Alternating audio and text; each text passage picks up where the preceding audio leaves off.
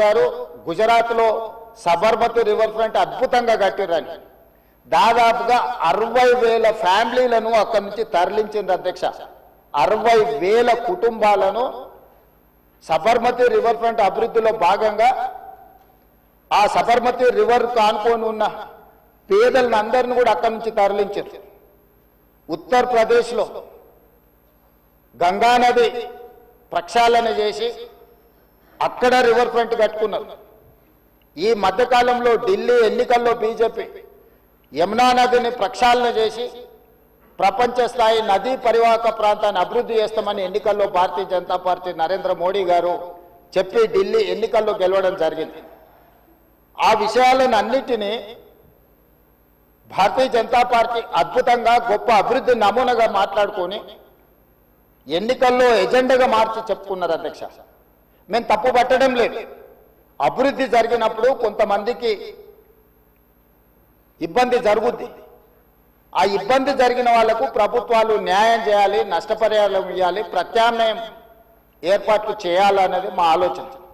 మేము యమునా నదిని వ్యతిరేకించలే, గంగా నదిని వ్యతిరేకించలే, సబర్మతి నది రివర్ ఫ్రంట్ మేము వ్యతిరేకించలే అధ్యక్ష. కాంగ్రెస్ పార్టీ ఆయా రాష్ట్రాలల్లో అక్కడ నివాసం కోల్పోతున్న వాళ్లకు మెరుగైన వసతులు కల్పించండి అని మాత్రమే ప్రభుత్వాలకు సూచన చేసినాం అధ్యక్ష.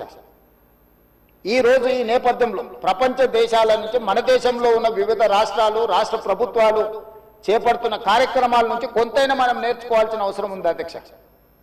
వాళ్ళందరికంటే ముందు నిజాం సర్కార్ మూసీ నది రివర్ ఫ్రంట్ను నిజాం కట్టిండి అధ్యక్ష. వీళ్ళందరూ మేల్కోకముందే మీరు పురాణపూల్ బ్రిడ్జ్ నుంచి మక్కా మసీదు నుంచి మీరు ఆ లైన్ అంతా చూడండి.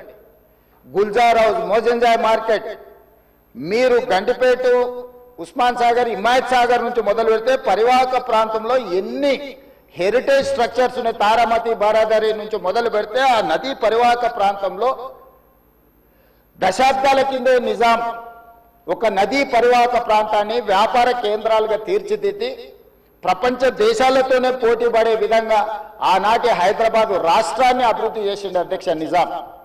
కాలక్రమేణా స్వతంత్రం వచ్చింది, ప్రజాస్వామిక పాలన వచ్చింది. కానీ నిజాం చేసిన అభివృద్ధిని మొత్తం కాలగర్భంలో కలిపేసేసి కనుమరుగు చేసేసి పాలకులకు నిజాం మీద కోపం ఉంటే నాకు అభ్యంతరం లేదు. కానీ నిజాం కట్టిన కట్టడాలను, చారిత్రాత్మకమైన కట్టడాల నుంచి మొదలు పెడితే చేసిన అభివృద్ధిని మొత్తం కాలగర్భంలో కలిపి కలుషితం చేసి ఆక్రమించుకొని అన్యాయక్రాంతం అయిపోయి ఈరోజు నివసించడానికి యోగ్యం కాని ప్రాంతాలుగా తయారు చేసేసి ఇదొక భాగం.